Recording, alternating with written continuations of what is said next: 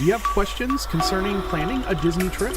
Ask them live on the show or submit them on our website at patmdisneytravel.wixsite.com/planning.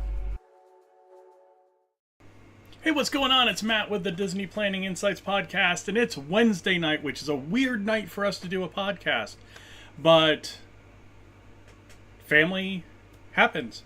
We've had fall breaks and trips and swimming and gymnastics and band and everything else going on. So Peter and I finally were able to get together tonight, and we've got a huge show for you. After my rant last week, we have the good that comes out of it from Disney. We've got a lot of good news that happened at Disney, and I have got a really cool show and tell for you guys tonight that we'll do in the first segment. So stick with us. This is Disney Planning Insights.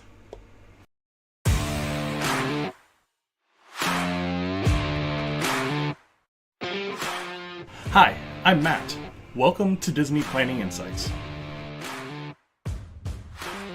Through creative content and live shows, we explain the hidden details of the Disney experience so that our clients can execute memorable adventures. Together with Princesses and the Mouse Disney Travel, we have helped hundreds of clients plan, book, and prepare for magical Disney vacations. Let our experience help you avoid common planning mistakes and maximize the enjoyment on your next Disney trip.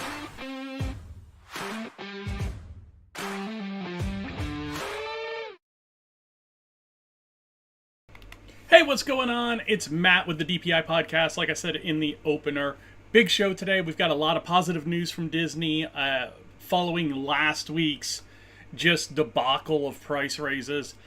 Peter with Princesses and the Mouse Disney Travel is going to join us. He's getting his stuff ready on the other screen right now. We're going to have a top three. We're going to have a deep dive, and I've got a really cool piece of memorabilia to kind of share with you guys in the first segment. So as soon as Peter gets his stuff going, we'll bring him on and we'll get this show on the road today.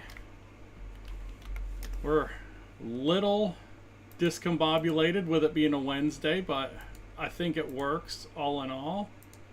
See if that worked. Nope. Car.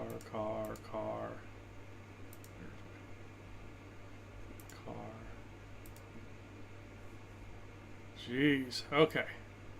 So we got this on. We got that going. Perfect. All right. So Peter's still messing around here with this camera. I know that he can kind of see what I've got, what I'm pulling out. Might be better for me to be on the bigger camera anyway. Let me darken this just another shade. Okay, so I got this cool thing in the mail last week. It was kind of interesting. From a Virginia address. Didn't exactly know where it was coming from and who it was. So I open it up, and there is a letter from the person that sent it to me, and this. I think everybody can see it. So it is from Walt Disney Productions, 500 South Buena Vista Street, Burbank, California. And I looked at it and I was like, man, this is like really, really old. So I looked at the postmark. It's from April 27th of 1961. So really, really cool from Walt Disney Productions in 1961. Open this up. And there are two things in here.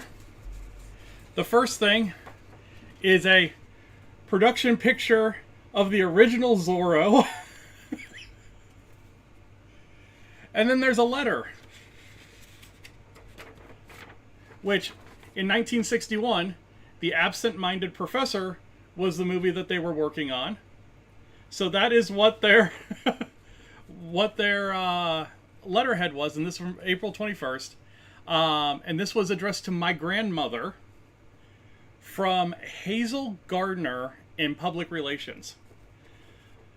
So apparently my grandmother had reached out to Walt Disney Studios, to their costuming department, to see if she could get samples of what the Zorro costume was made out of, because they wanted to replicate it for the high school mascot in their hometown.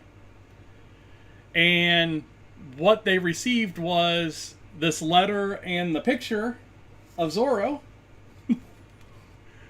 from Walt Disney Studios, which is really, really awesome. So this is my show and tell for the day. But I love the stamp and the post card on that. The old Mickey drawing and that kind of stuff. So, no, really, really cool. Little piece of memorabilia that I got last week. But it looks like Peter is over on the other screen, so let me go ahead and bring him over, and we will start talking some of the news. Mr. Salvadori, how you doing tonight? Peter, yo, you have no sound.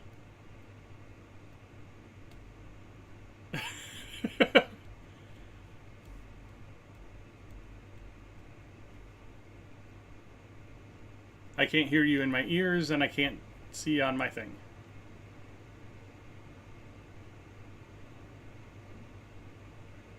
It is not any better. What's going on here?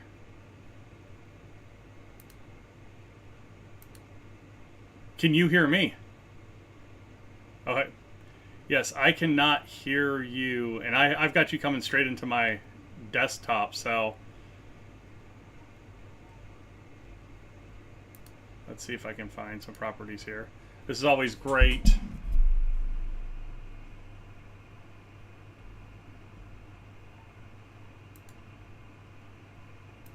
Yeah, I have nothing of you right now. It's not on mute or anything like that.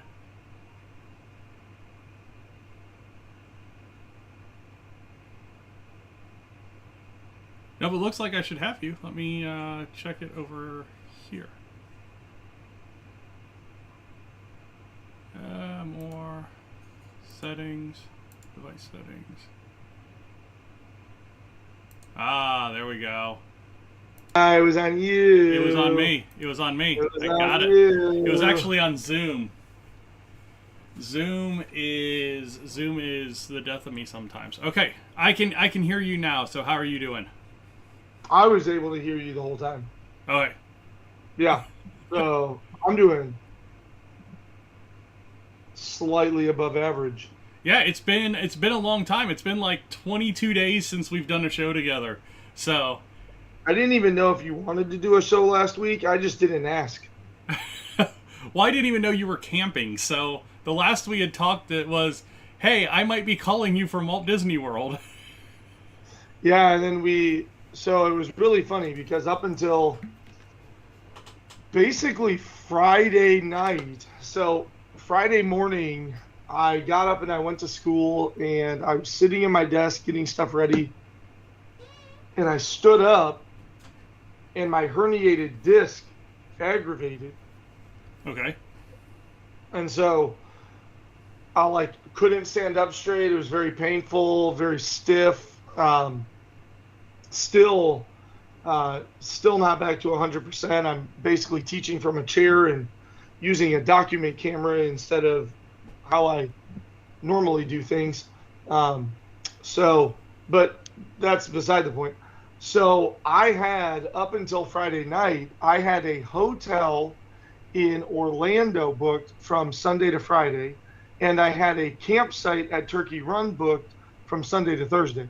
And I did not know what I was going to do. We were doing something for fall break. It was just a question of, am I camping or am I going to? And I was sure that we were going to go down to Disney. I was sure that on Saturday we were going to leave and drive through the night and get down there and enjoy ourselves, and then on Friday come back and.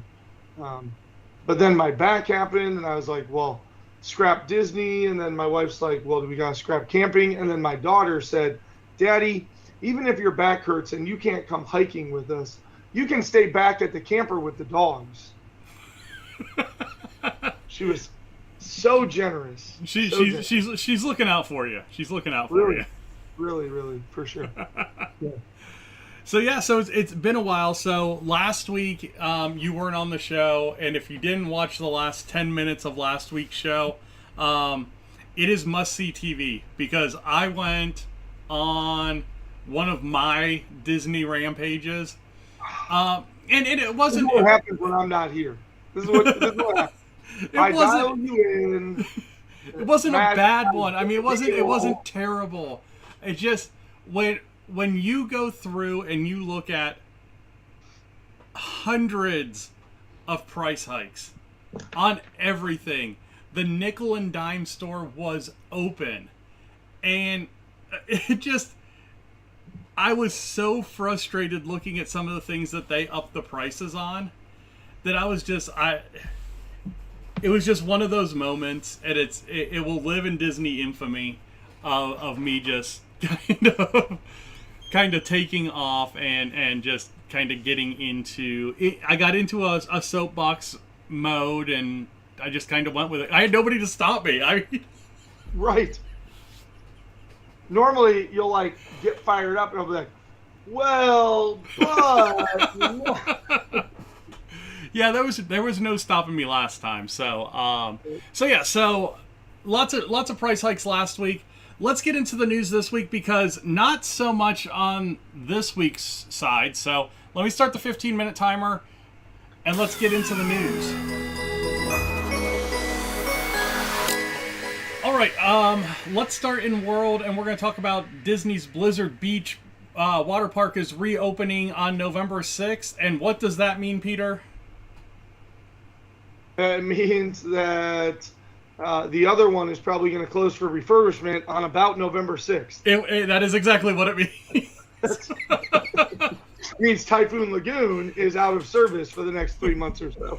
Yes, exactly. So that is exactly what it means. So Blizzard Beach will open on November 6th. Typhoon Lagoon is going to close on November 5th.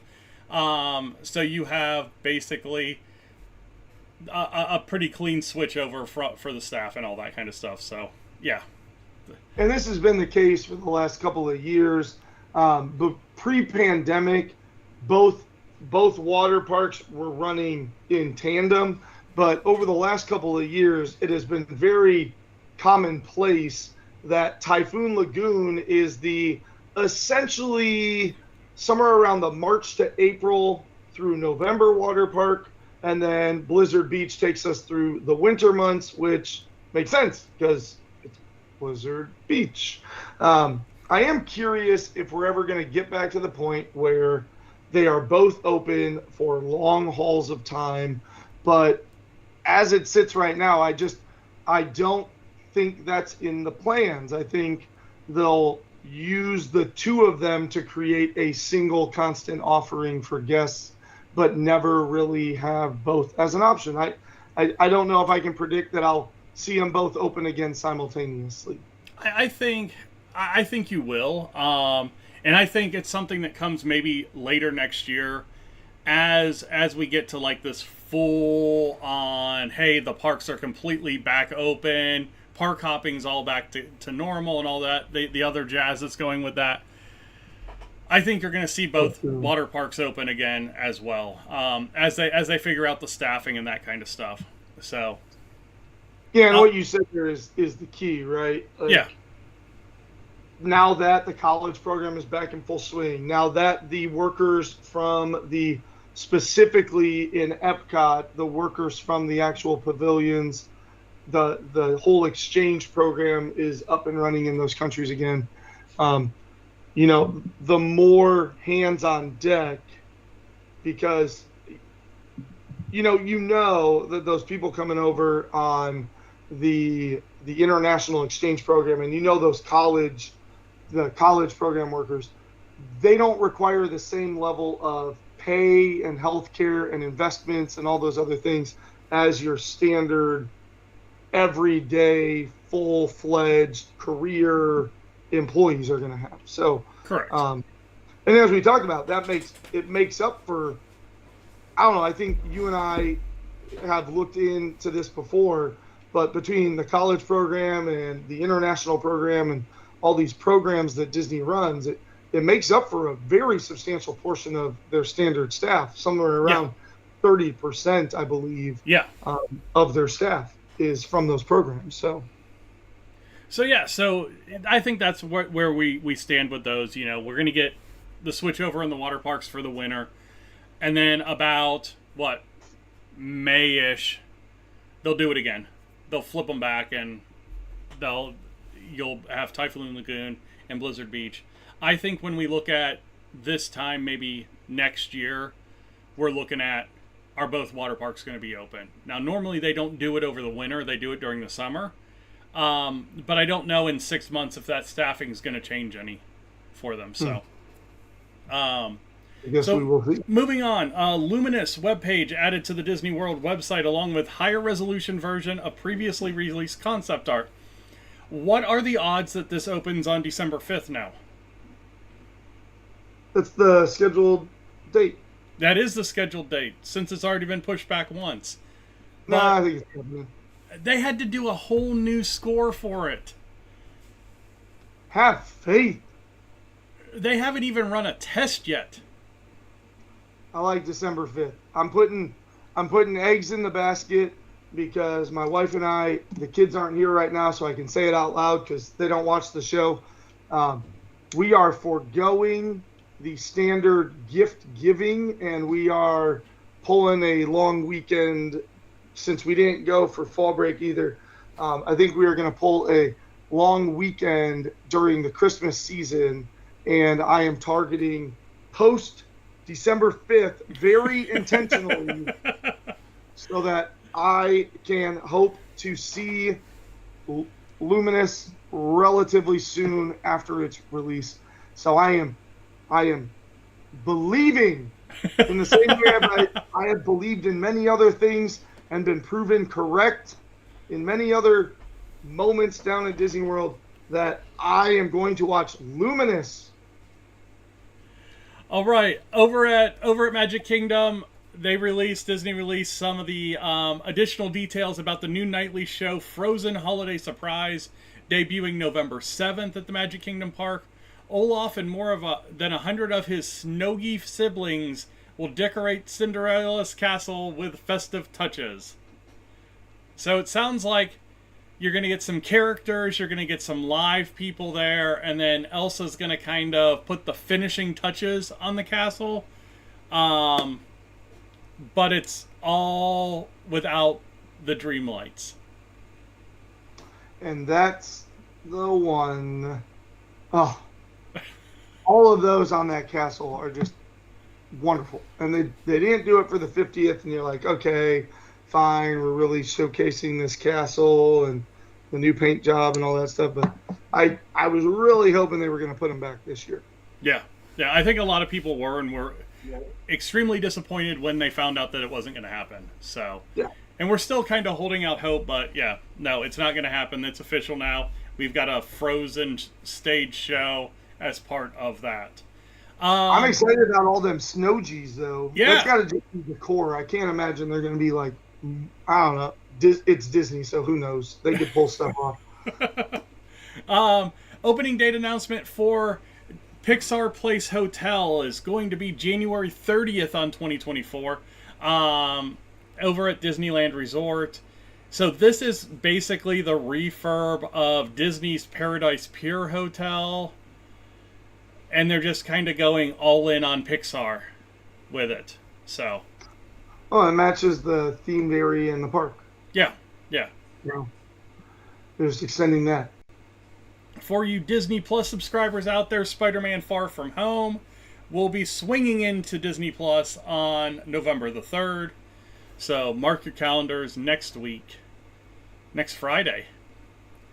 Far From Home. So we're going to have to figure out, do we watch the new episode of Loki on Friday, since this whole Pacific time BS doesn't let the kids watch it the night it actually comes out? Or do we watch Far From Home next Friday? Pacific Coast has nothing to do with it. Parental decision making.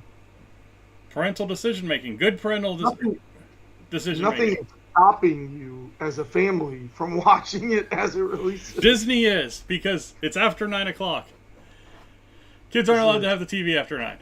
This is shifting blame. This is gotcha media, if I've ever heard it. Hey. Disney's the reason for my financial troubles. Disney's the reason that we can't watch Loki on Thursday night. So,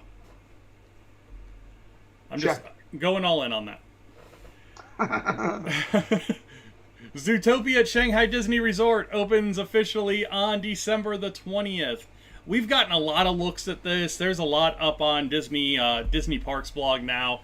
This day to night thing that they're showing is absolutely spectacular.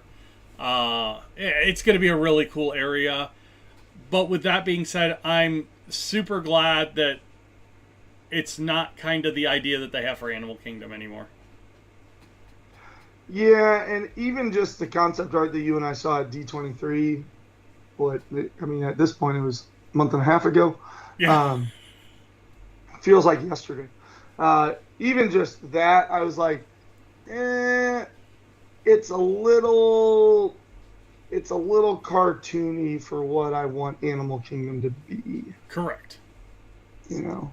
So yeah, totally agree with you. As we've already talked about in previous shows, very excited about the new blue sky direction that Animal Kingdom is headed.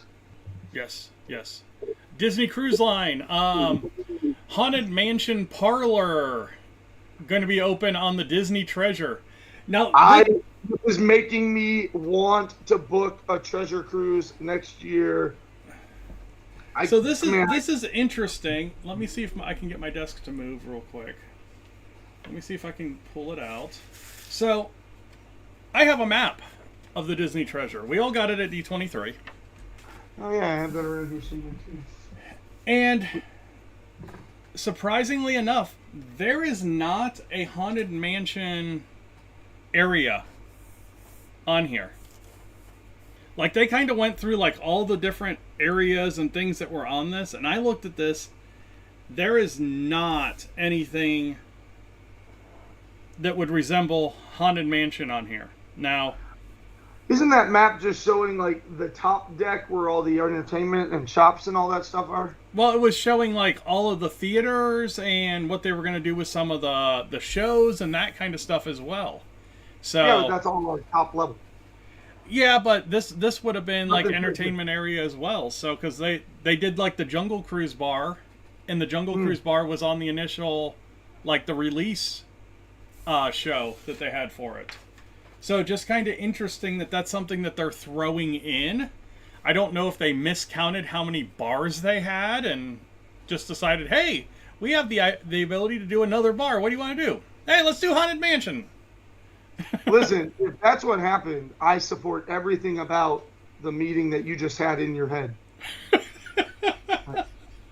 Like, I am beyond, like I said, we have already been looking heavily at some various cruises, and I was in between. Are we going on Fantasy? Are we going on Wish? Or man, I think I got to hold out for the Treasure, And then that way, the entire time I'm there, I can also sing Bruno Mars. No, it's not Bruno Mars. It's who sings Treasure? Hold on, I'm gonna get it.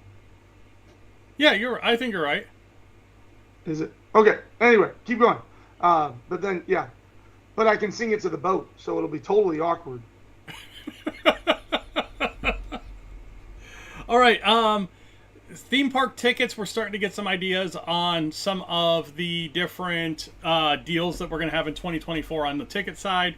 The first one that they've released is the military personnel ticket. It's going to be a 4, 5, or 6 day military salute ticket with Park Hopper or Park Hopper Plus. They do these military tickets pretty consistently.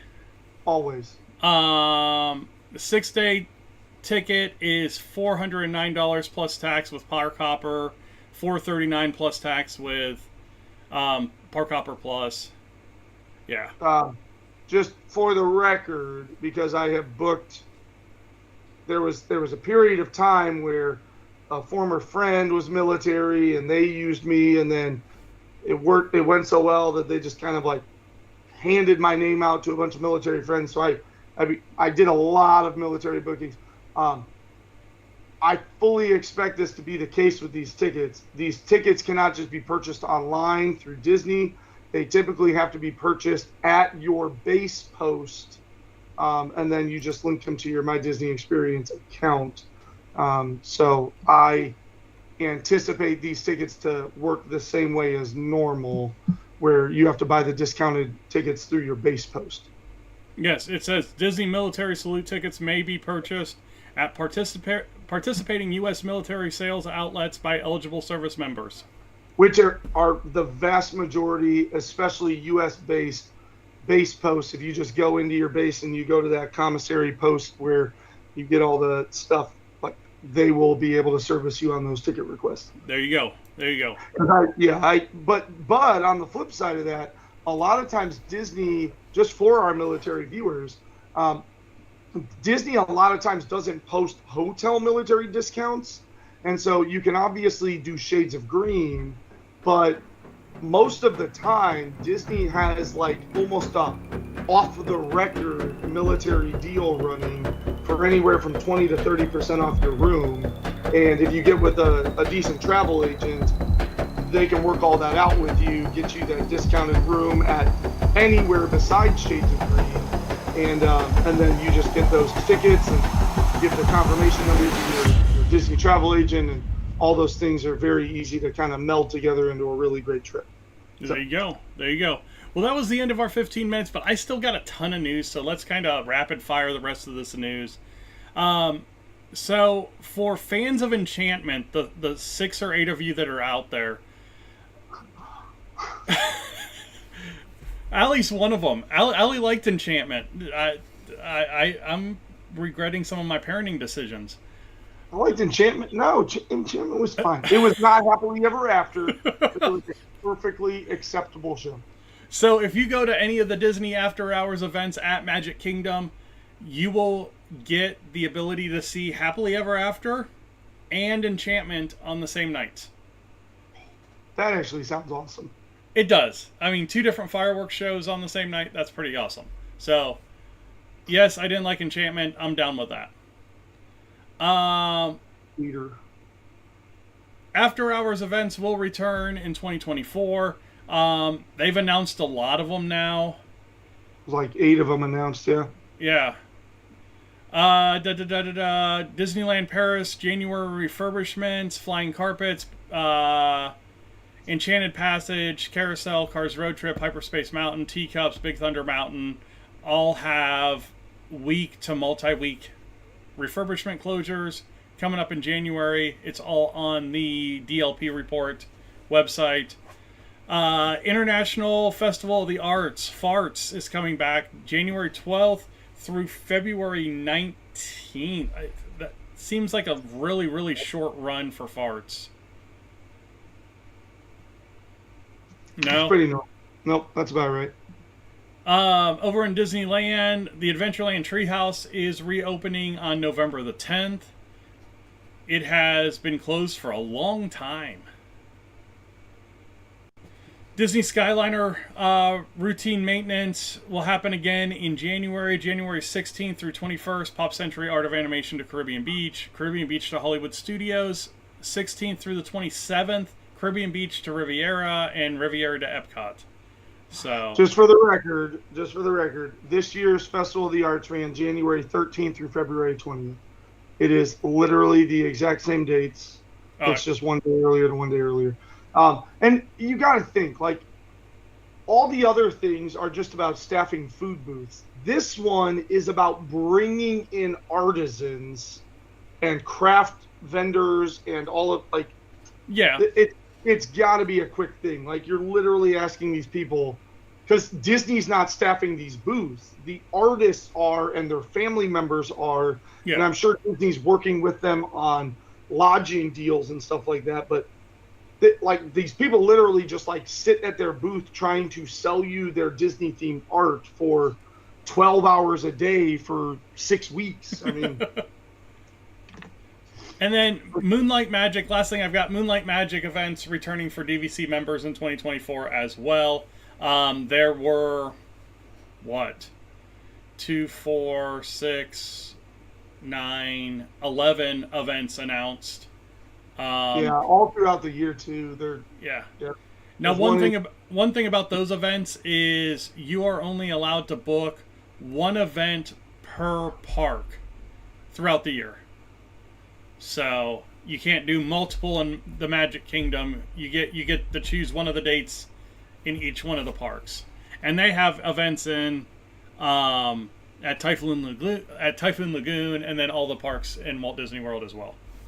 So, and Disneyland as well. Yeah, there were 2 dates in Disneyland as well. Yeah. So yeah, like I said, a ton of news tonight. All good news. So.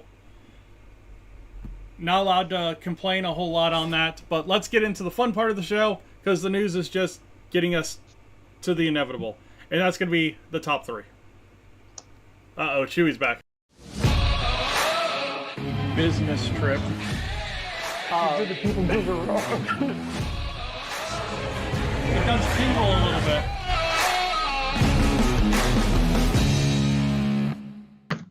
Hey everybody, welcome to DPI Top 3. I'm Matt with the DPI podcast. Over on the other screen, Peter with Princesses and the Mouse Disney Travel.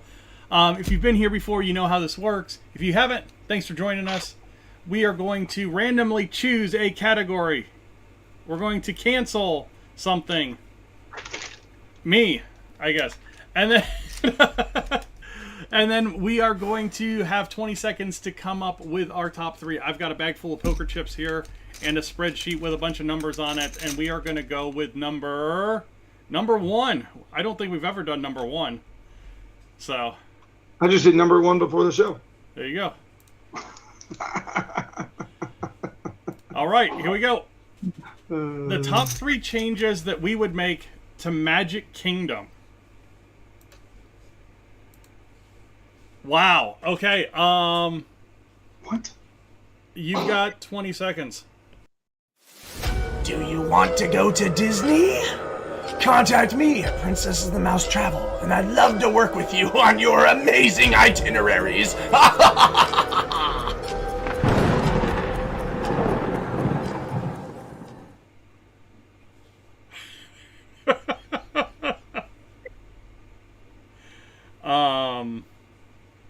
Yeah.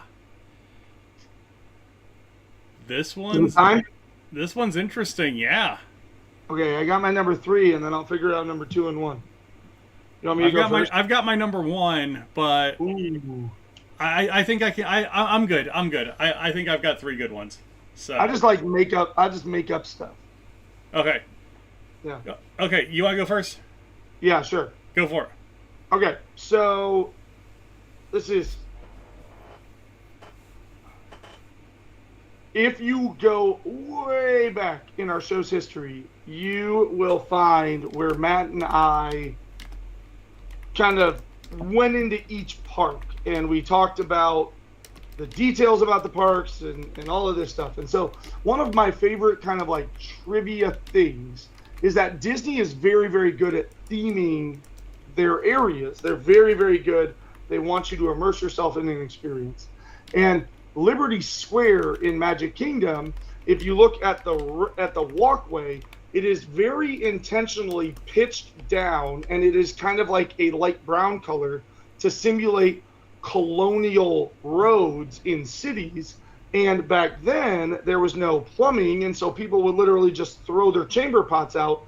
And so if you look in Liberty Square, you have intentionally sloped down to the middle point paths that are kind of a lighter brown, and then going through the middle is a darker brown that is supposed to represent back old colonial cities where there would literally be a river of excrement flowing through the town.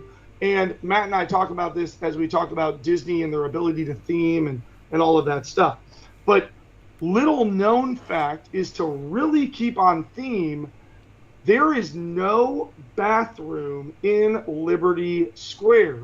The nearest bathrooms are the ones that are in the walkway between Adventureland and Frontierland, Yes. and the ones over in the Rapunzel themed area heading into Fantasyland. Yes. So you have a dry spell of bathrooms in this park from Rapunzel to past the trading post, a relatively large stretch. Now there are technically bathrooms in Diamond Horseshoe, but you have to like be eating there to go to that bathroom. They're not just going to let you come walk in. And so if I was in charge, I do think the theming there is a bit over the top. Perhaps we could find some area over there by Columbia Harbor, or back there behind Hall of Presidents over by Sleepy Hollow. Just put in a bathroom facility there, because that is a pretty big stretch. There have been multiple times where I'm kind of like in that Liberty Tree area, and I'm sitting there going, well, gosh darn it, where's the nearest bathroom? Man, that nearest bathroom is like a decent hike from right here. So if I were in charge, I would put a bathroom into the Liberty Square area, because it's just a pretty long stretch without one. There you go. That's a good start on this. I'm going a little logistics on my first one, and I have an issue where the security is for the Contemporary, if you're walking from the Contemporary, because so many people ride buses to Magic Kingdom to go to the Contemporary for dining reservations. You have to go in to the Magic Kingdom security area, go through security there, then come out and walk down that path to the Contemporary. Or go through to get on the monorail to go to Contemporary. So, yeah. Either way, you got to come in, Yeah.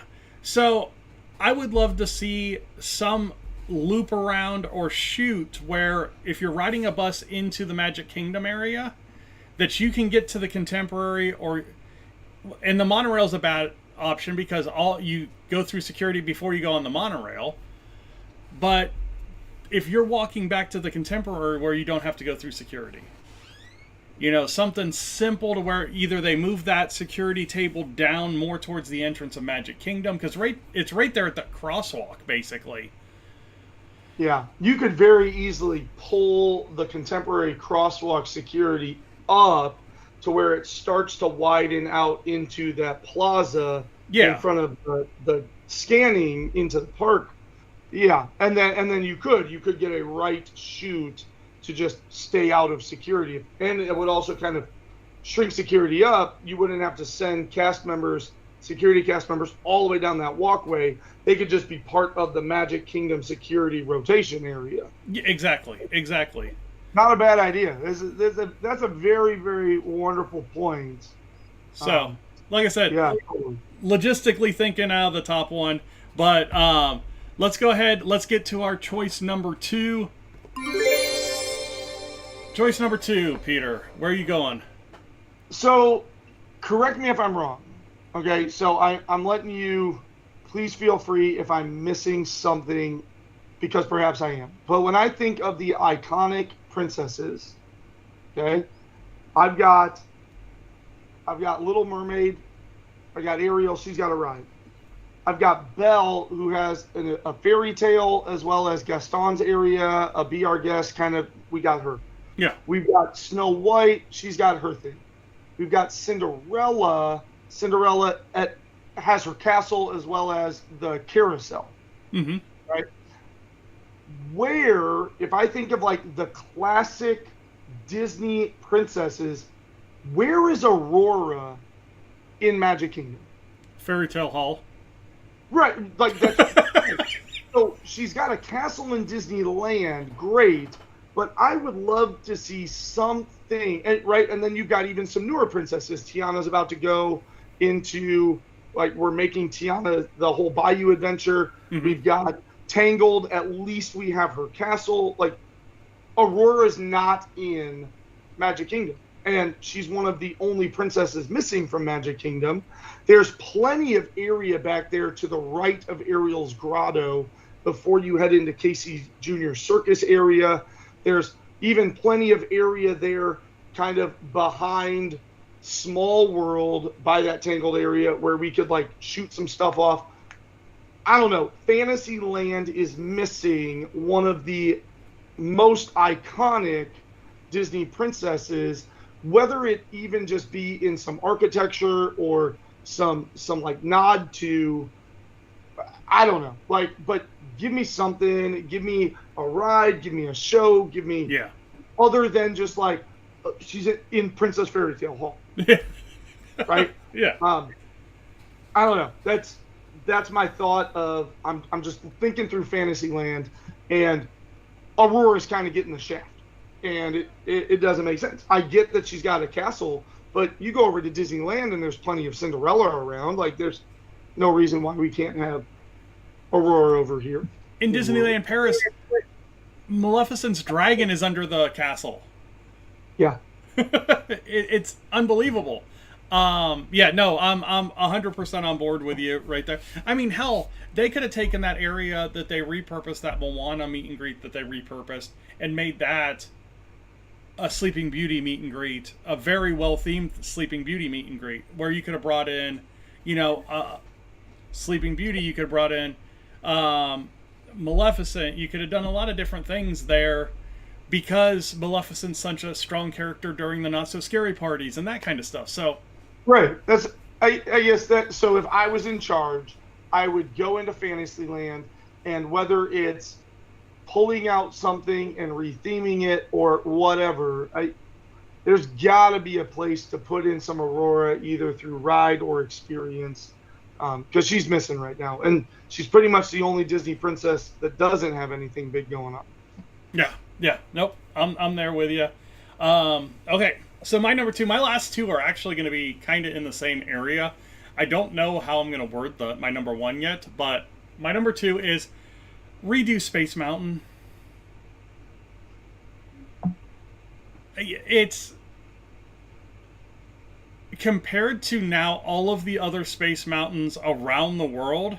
Oh, Disneyland's destroys it. Yeah, it's a hunk of junk. Redo it. Take the time, knock it down, do what they're doing in Hong Kong.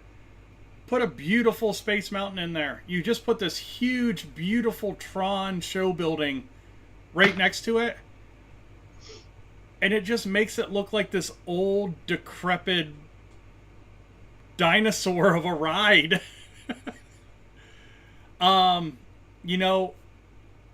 Next year is going to be a big year for project announcements. Give World a new Space Mountain.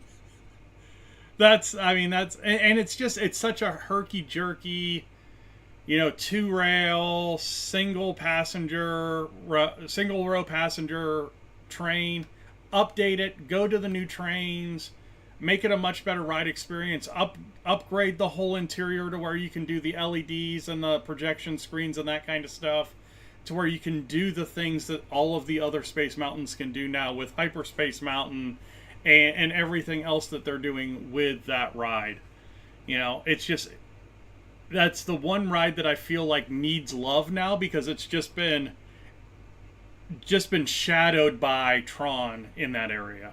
So yeah, and that ride is just boom, boom, boom, yeah, boom, boom, boom, boom. Like, I'm good for like a Space Mountain ride a trip. I get off of it, and I'm like, yep, check, did it.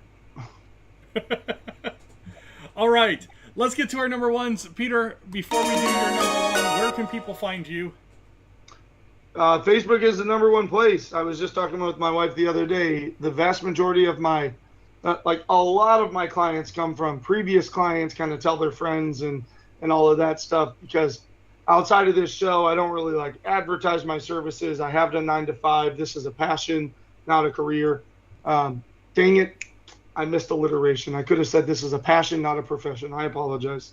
But I really love doing it, and I have plenty of room for other clients in there. So if you are interested, find me on Facebook. The vast majority of my new clients, even though we have the website, we have this whole thing that Matt and I do, the vast majority of my new people, when I go, hey, where'd you find me? They go, oh, yeah, I searched Facebook. And good.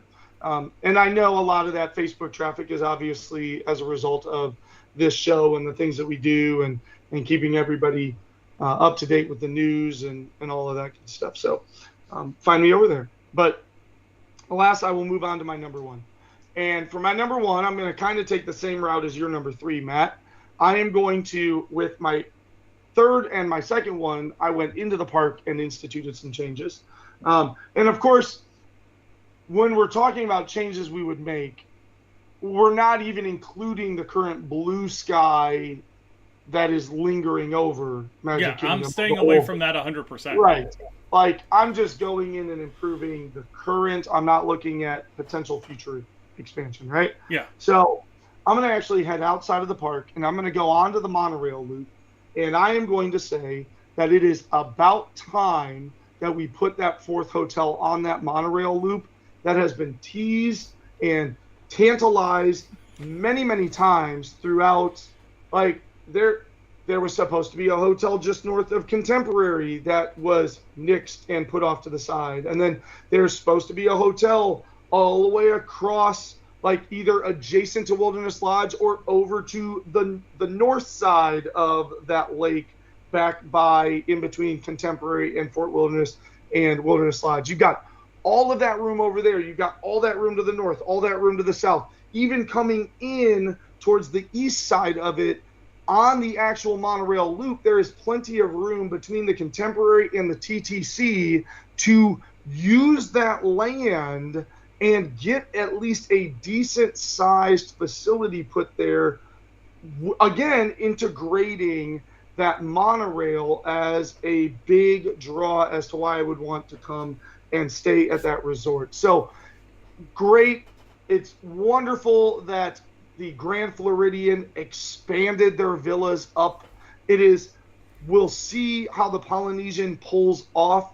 I just hope that they use that Spirit of Aloha dining space where they are now constructing this kind of tower of villas and suites to at least create a restaurant that does a Spirit of Aloha dinner show to a smaller degree. Give me some hula dancers and the fire, bring back the fire guy. Like, that guy was just such a, you want to talk about, like, orb got created and rolled down the chute. Like, core memory, yeah.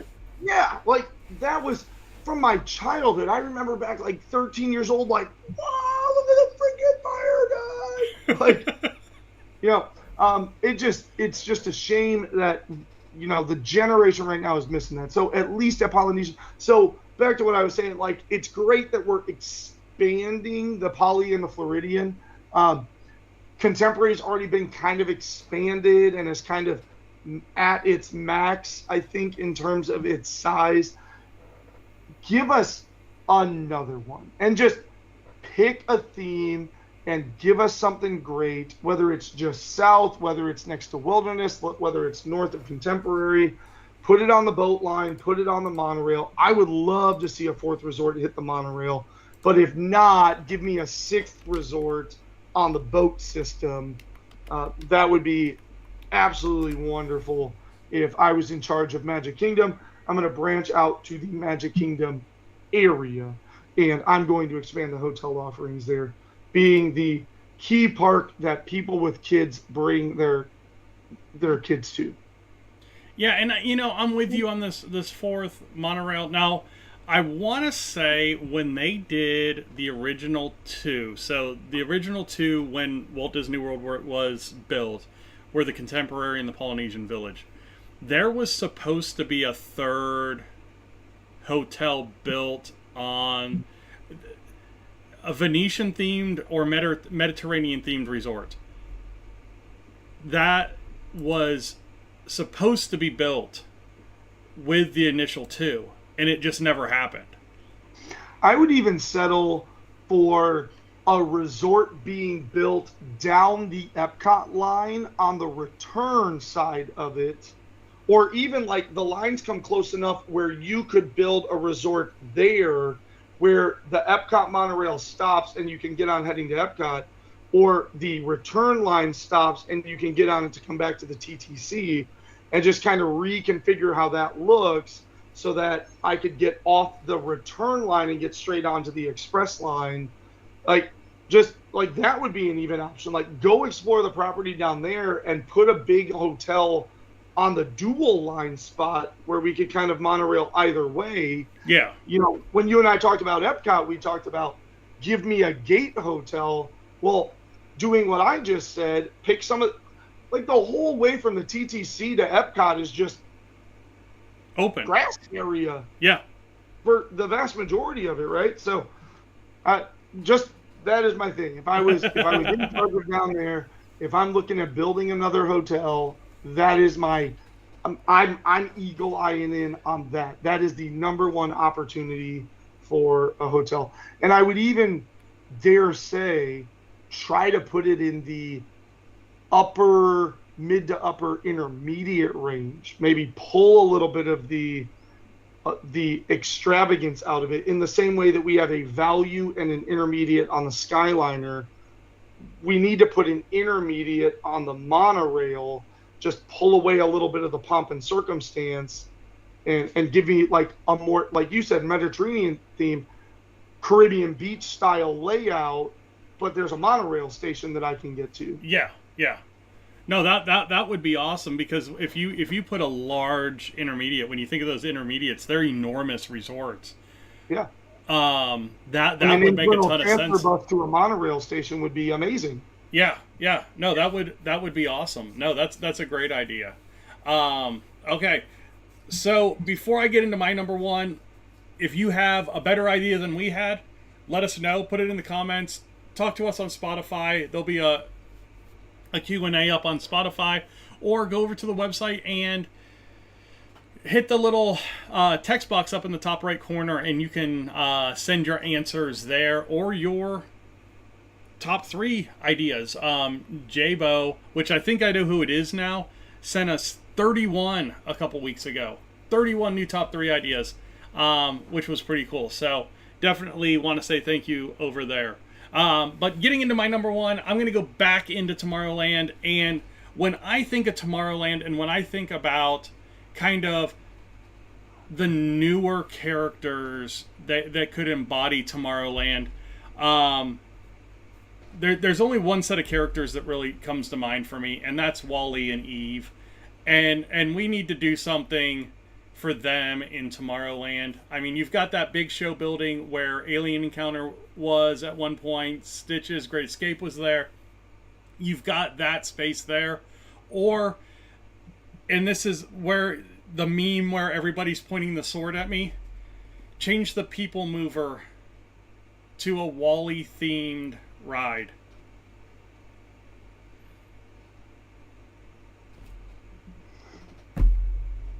And then you've got Wall-E in Tomorrowland. I think it's one of those things where, you know, when they were testing those free range drone, or the droids out in Galaxy's Edge in California, they have a free range Wall-E that they could just motor around through Tomorrowland. Yeah, I mean, for the Star Wars stuff now, they're making real functioning droids. Like, you know, real Chopper came out on the stage during D23. Like, yeah, there's no reason. And we've got to have the technology to make an approximate functional Eve even. I'm going to double down on that. Like, why aren't Meet the Robinsons in there? Yeah. You know, like, Meet the Robinsons is the #1 movie, in my opinion, that tips its hat to Walt. Like, in terms of newer age movies, it is the #1 movie that straight up says this was Walt's dream, and we don't have it in Tomorrowland. It's literally like, give me something. Like, let me meet some of the characters, or give me you don't have that. You don't have the Rocketeer. You don't have. I mean, there's a lot of great Disney movies that there's really nothing there that they could do so much with in that area. There is a lot of wasted space in Tomorrowland. There is. So, all right. Well, that's our top 3 for tonight. Like I said, if you have a better top 3, or if you have a better #1 than us, put it in the comments. Send us an email. put it in the Q&A over on Spotify. Let us know. We'd love to rehash some of your guys' ideas on a future show. But past that, thank you guys all for joining us tonight. And if you're sticking around, we're going to get into our new segment, the Disney Deep Dive. So let's check this out.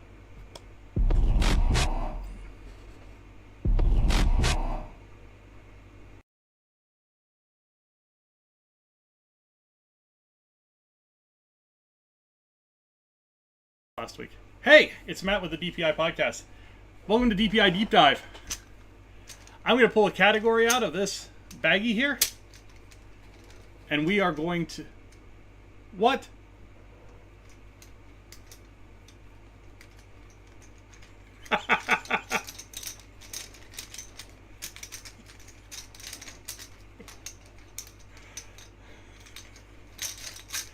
All right.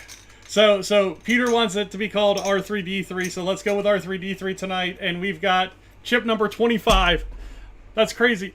We had chip number 1 for top 3. We got chip number 25 for R3D3, and chip number 25 is... Oh, hell, I don't know.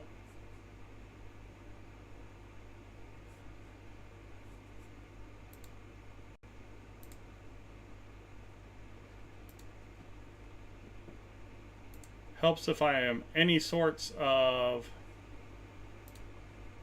Why can I not even find what I'm looking for here?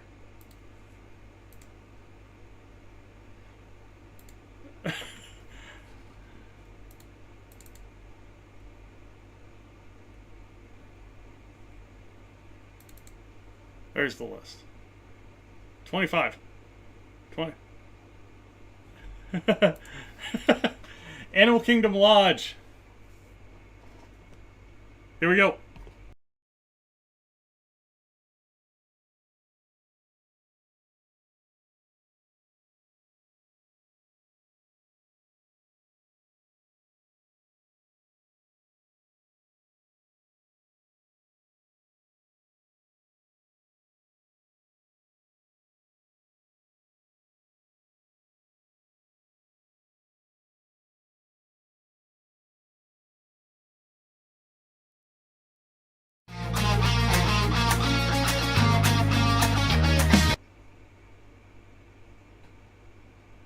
Okay.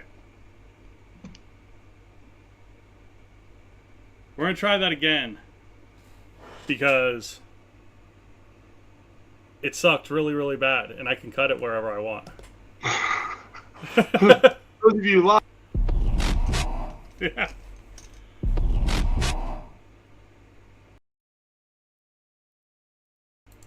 Hey everybody, it's Matt with the DPI podcast, and we are going to be doing R3D3. That's what Peter wants. That's what we're going with. We've got chip number 25 tonight. Chip number 25 is going to be Animal Kingdom Lodge. Here we go.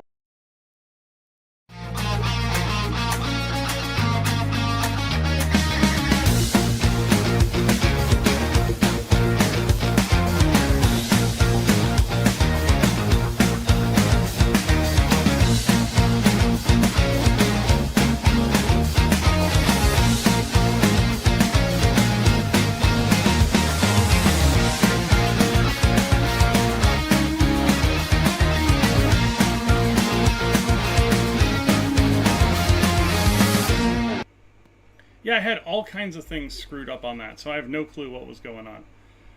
But hey, I'm Matt with the DPI podcast. Over on the other screen is Peter with Princess of the Mouse Disney Travel.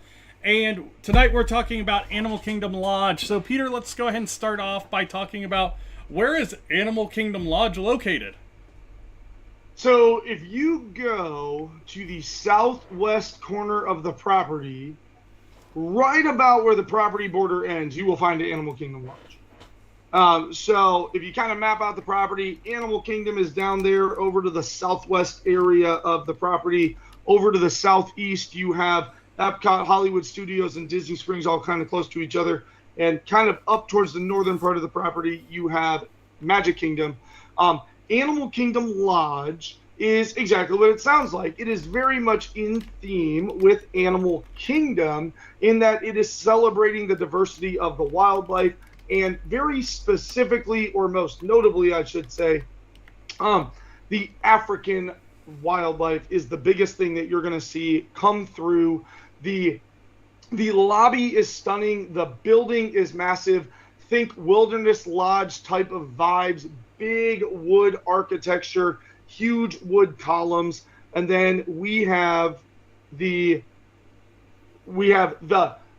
animals carved into the wood lay, and we've got really awesome kind of like tribal authentic. And we lost him. Oh, we hit our hour. You still? Am I back? You're back. You're back. Okay, that was really funky. My computer was like, "Would you like to join the meeting?" I was like, "I'm already here." Where did I cut out, or did I kind of stop with like the theming and the architecture and all that? Theming and architecture. You were right Perfect. there. We made it. So that is kind of a little taste into Animal Kingdom Lodge. So what else? You want me to just keep going about Animal Kingdom Lodge, or no? Or what, So I'll jump in here. So Animal Kingdom Lodge is part of the Deluxe Resorts on Walt Disney World property, and as part of Animal Kingdom Lodge's kind of property, there's a couple of other hotels, just like you have Bay Lake Tower with the Contemporary. Animal Kingdom Lodge has Kadini Village, and you have Jumbo House. It's an A in there, buddy. It's Kadani Village. Kadani Village. Kadini. What? Kadini sounds more African. No, it sounds like a magician. And on top of that, you have your own savannah out the back of the resort. 2 savannas is what Peter is motioning, not just giving me the peace sign or cut it out. But yeah, so huge, massive property for this resort. Average room rate right now, about $500 a room, and it kind of goes up from there when you want, multiple bedrooms, Savannah view, preferred rooms, that kind of stuff. It goes up from there. But there are multiple room types within, and you're going to get this with mainly all your deluxes. Is there's just a lot of different room types. Yeah, and most of that, just to kind of jump in on those room types. So you've got the Animal Kingdom Lodge that has either 2 queen or king rooms as kind of like that standard hotel-y feel. But then Animal Kingdom Lodge was built as a DVC property as well, kind of the same way that Beach Club and Boardwalk and even like all of these resorts. You have kind of like your hotel rooms, and then you have your villas. So you have your studios, your 1-bedroom, your 2 bedrooms. So there's Animal Kingdom Lodge, which is kind of like your main building. And then attached to that, again, very similarly to like Beach Club and Boardwalk, I'm thinking most notably, you have Jumbo House, which is all still a part of this big main building. But then notably separate, built way later, is the Kadani Village, which is all suites and villas and things along those lines. And that's where Matt was talking about. The most notable thing about this resort is those Savannah views. Where else, besides going to Africa, are you going to be able to wake up in the morning, look out onto your terrace, and there's a freaking giraffe 100 feet away eating from a leaf on a tree? And they have that. So they've got a savannah. The larger savannah is attached to that larger building, but there is still a savannah off of the Kadani Village. So really, really awesome hotel. But just to jump in on those room rates, just to kind of explain the whole DVC aspect of this, because if you are a DVC member, Jumbo House and Kadani Village are both DVC properties.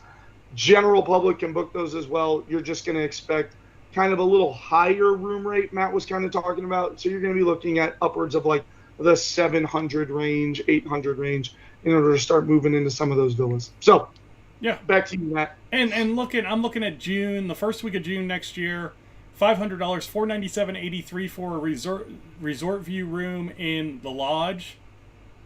$497 in Kidani Village for a deluxe studio, and the prices go all the way up to a paltry $2,131 a night for a 2-bedroom suite with club level access at Animal Kingdom Lodge.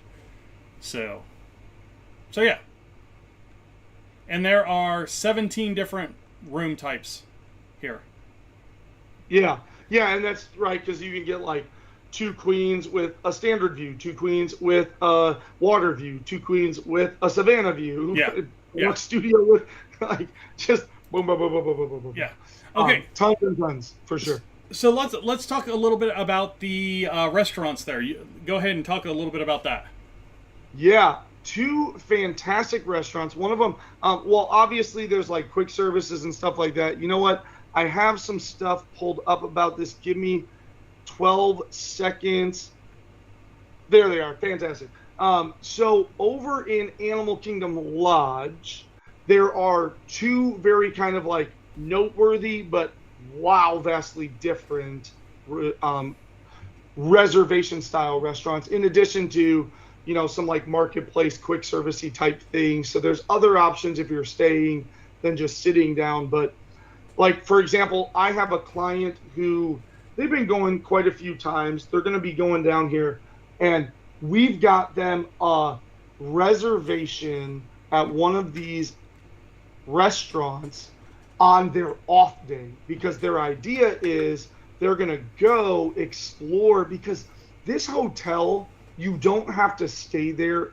As with all hotels, this hotel is an exploration and an experience as much as it is a place to lay your head at night. And so their plan is they're going to go to this great restaurant, and then they're going to go, because the savannas not only have views from the rooms, there are pathways throughout the hotel that let you walk around the savannas, and even terraced balconies that let you overlook out into the savannas throughout these resorts. So anyway, back to this. In Animal Kingdom Lodge, so Jumbo House area and the main Animal Kingdom Lodge area, you have Boma. And Boma is a buffet-style restaurant. It's going to have your family-friendly fare, but it's also going to have a tip towards African cuisine flared into there as well. And so you're going to find some kind of traditional African cuisine dishes put out into the buffet spread as well, offering breakfast, lunch, and dinner. Really, really wonderful buffet. If you are the type of person, you don't want to order from a menu, you want to get a plate of food, you want to sample a bunch of stuff. Boma, Flavors of Africa, is a very fantastic restaurant. Then you've got, in almost the exact opposite vein, you have Jiko. And Jiko it's called Jiko, a cooking place. And it is like exploratory cuisine, like high-level dining is the way to think about it. So there you're going to have a menu. You're going to have kind of this these really, really elegant dishes. You know, think those big reduction sauce drizzles and those sprigs of herbs over the top, like fine cuisine meal brought to you. And so Jiko, if you are looking for more of a refined dining experience, there is a signature dining experience waiting for you over at Animal Lodge.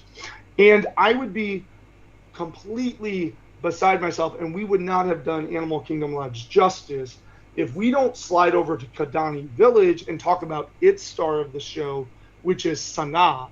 So Sanaa is its main restaurant over in Kidani Village. And what's awesome about Sanaa is you can sit down for breakfast without a reservation and just sort of order off of cheaper a la carte menus, or you can arrive for lunch and dinner and order off of a little bit kind of like between Boma, it's not a buffet, it's a menu, but not all the way up to Jiko. So you're not all the way to these signature dishes. You're kind of at this really nice sit-down restaurant, primarily offering African cuisine, but definitely family-friendly and things for all palates there.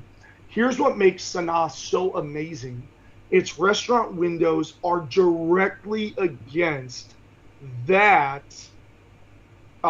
savannah area. over at Kidani Village. And so if you are patient or lucky enough, because right, patient enough to tell the person who your host or hostess that you would like to wait for one, you can have a table up against the window, directly butted up against the savannah. Like, you want to talk about a really, really amazing, unique dining experience over at the Kidani Village side of the resort. The one drawback, if I may, before I hand it back over to Matt, is that Kidani Village is uniquely not Animal Kingdom Lodge / Jumbo House. Like, don't go to the wrong one, is my point. Because coming from parks, and that's the other downside of this, it's Animal Kingdom Lodge, so you would think, oh, walking access to Animal Kingdom. No. I don't know the exact distance, but I have gone into Animal Kingdom Lodge, and it's a solid mile guaranteed, if not more, from even the turn in to start approaching Animal Kingdom's gates. Yeah. You go past that turn in, and then you keep going. So don't think like, oh yeah, I'm going to stay at Animal Kingdom Lodge, and no, you're going to get on a bus and you're going to go ride to Animal Kingdom. Yeah. Like, it's not even the same savannas. Right, exactly. Yeah, this savannah where like Kilimanjaro Safari runs is not the Animal Kingdom Lodge savannas. Yeah. But again, in the same vein, wildlife conservation and education and all of this stuff is happening in distinct different locations, much more than just Animal Kingdom. So I'll turn it back over to Matt to see what he wants to talk about with this lodge.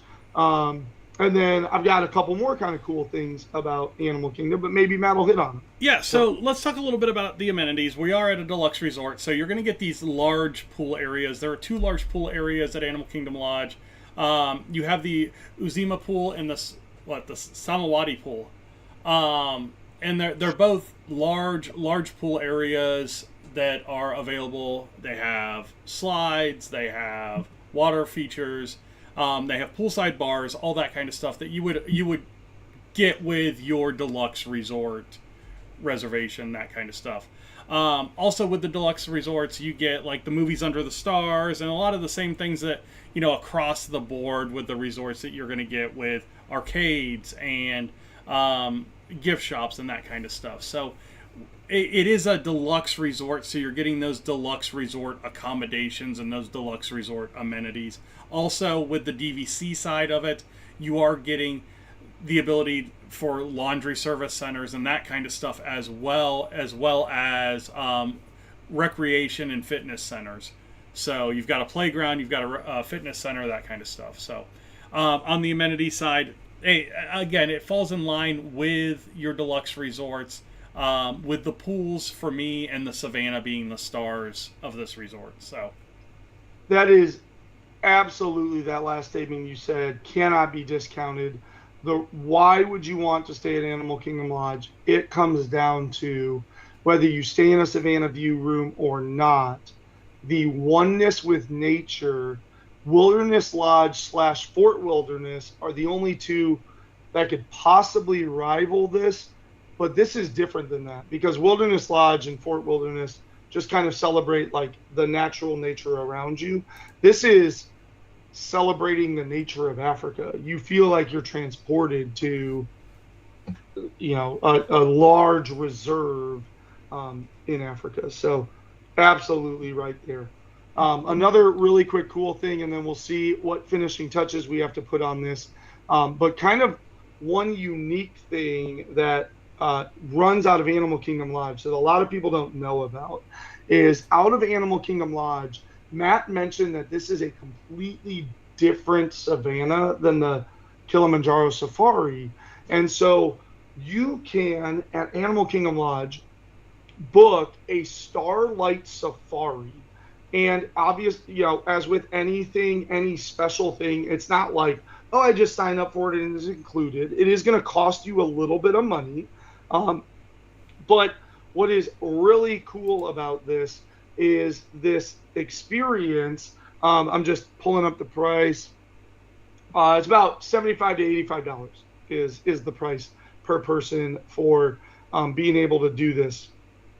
But it is a drive through this savannah at night. And so you want to talk about like when are these animals most active? Matt and my constant tips for approaching Animal Kingdom, the park, is head straight for Kilimanjaro Safari, because if you go midday, especially in summer, good luck finding an animal because they're all hiding under the shade and they're all just like laying down, relaxing for the most part. You know, so this is in the night. You drive through this reserve and they give you night vision devices so that you can see clearly into the savannah to see these animals up and moving around in the twilight while the temperatures are knocked down and they're kind of most active before they go to sleep for the night. So it's just a really, really neat, cool experience to be able to take that drive and head around. And I'm looking, I don't see the time of the ride, like how long this journey is. Well, I can approximate that it's about an hour long, because on the booking, you can book an 8:30 or a 10 p.m. So that would make sense. About an hour long gives them time to end the one and prepare for the next is kind of my assumption. So about an hour long trek through these savannas. So really, really neat. Something that you can do for sure. And outside of that, you know, like I said, there's a bunch of these kind of unique lounges and bars and pool bars and stuff like that. But, you know, all of those things are just sort of, I wouldn't destination those in order to go add them into my trip. I would absolutely and have destination to go enjoy some of those restaurants, or to take in those savannah scenes and all of that stuff. And Matt was talking about the pools. The Kamawati, that one is really neat because it's all themed after an African watering hole. So like the whole thing is like zero entry. The whole bottom is like dark brown. It's just kind of just fun. I think it's the Wadi one, but I'm not certain on that. So let's kind of put this up against the other deluxe resorts. So, you know, when we're talking about deluxe resorts, Contemporary, Polynesian, Floridian, Riviera, those types of resorts, you know, where does this kind of fall in your tiers? For me, it's very much like a specialty stay. It's one of those, you either love the resort and you stay there all the time, or it's that one-off stay where you're like, hey, I want to just splurge and do a Savannah room and stay there one visit and that be it. You know, what does this hotel, you know, do for you? So kind of the second thing, and not necessarily that it's just a one-off, like, hey, but it's one of those things where if you go to Disney a bunch and you've never stayed in a Savannah View at Animal Kingdom in any of the three aspects of Savannah View, whether it's the Lodge or Jambo or Kidani, why haven't you? Like, you know, like if you're this big Disney goer, I would put this up there with one of those like unique experiences that if you're a big Disney goer, you do this. You do this at some point. Now, if you're a big deluxe resort goer, I can tell you that in terms of the deluxe resorts, this is down towards the bottom of the deluxe resorts, mostly because I don't want like people coming after me about this. And you know, let's be completely honest. The prices reflect that. Matt just went through the prices of next year. If you go talk about most of the other deluxe resorts, you're in the 500s or 600s for the basic rooms. Yeah. These are rolling in at the about $50 to $60 higher than the Port Orleans and the Caribbeans, because the biggest drawback to this site is every other deluxe resort I can get to something not on a bus. Yes. Right? So I've got the Magic Kingdom ones, and I can get to Epcot and Magic Kingdom on the monorail. I've got the Epcot ones, and I can either just walk into Epcot or get on the Skyliner to go to Hollywood Studios or Epcot if I'm over towards like Riviera. If I even go over, you're like, no, that's ridiculous, Peter. You're completely wrong. Saratoga and Key West and like great, but I can get to Disney Springs. So those are really, really awesome places to stay if you want the deluxe accommodations, but you're there for 12 days with 5 park days. Why wouldn't you stay at Saratoga Springs or Old Key West? But it's reflected in the price as well. When you think about a Saratoga Springs as well, you're not getting to 2 parks and you're not having 2 modes of transportation to 2 parks. Right. And so Key West, Saratoga Springs, and Animal Kingdom Lodge are all approximately in the same price range, which are all in the lower price range of what a deluxe resort is going to cost you exactly for a stay at Disney. And again, it is, I don't know if you want it. And here's the deal. Like, why isn't there a dedicated tram walk that runs from the 2 Animal Kingdom Lodge properties, Kidani and Jambo and the Lodge, over to Animal Kingdom versus actually having to board a bus and drive it in? Like you could do something like that. And I would even classify that if they off to the side paved a tram road that takes me up to Animal Kingdom's gate or to a side gate that's the most convenient entry point and make a side entry the same way they've done in the back of Epcot, then this would start to climb the list. But one of the biggest draws to staying at a deluxe resort, or even most intermediate resorts for that matter, or even why I will always 100% of the time try to talk my clients into Pop Century over All-Star, is the bus. It's awesome that it's provided. Never, ever take it away. Otherwise, you kill your complete business model, Disney World. But it drags on you if you're there for 7 days and you've boarded 20-something buses. There. Because it does. The reason why they can't do that is Animal Kingdom Lodge faces the backside of Avatar. So to come in...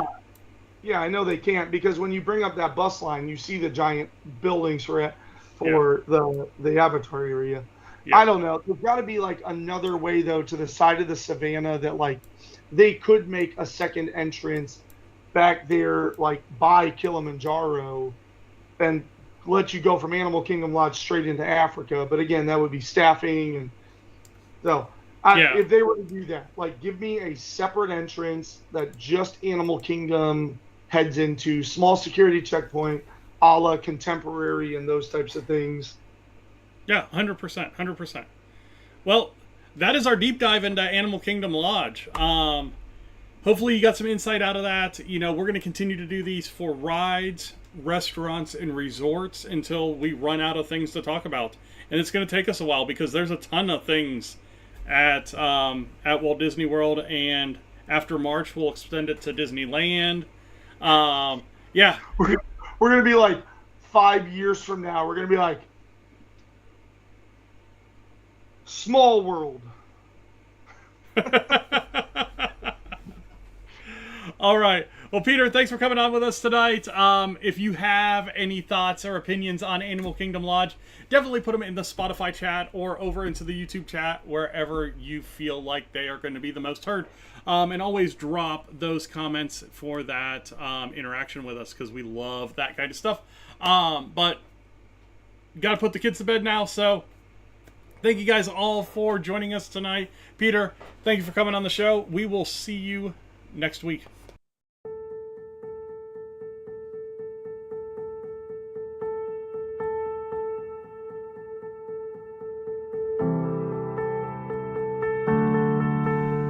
Peter with Princesses and the Mouse Disney Travel joined us tonight. We had a wonderful show where we talked a bunch of positive news.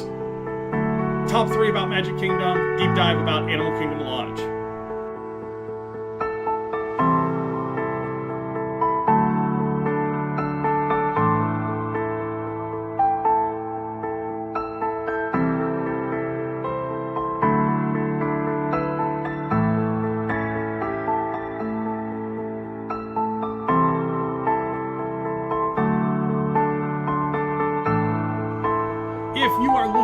us on social media. You can find us just about everywhere. Over on Facebook at DPI Podcast for the page for the channel, at Princesses and the Mouse, at PATM Disney Travel for the travel side. Over on Twitter, we're not banned anymore, at Disney Insights. You can find us there, and then the YouTube channel and Instagram.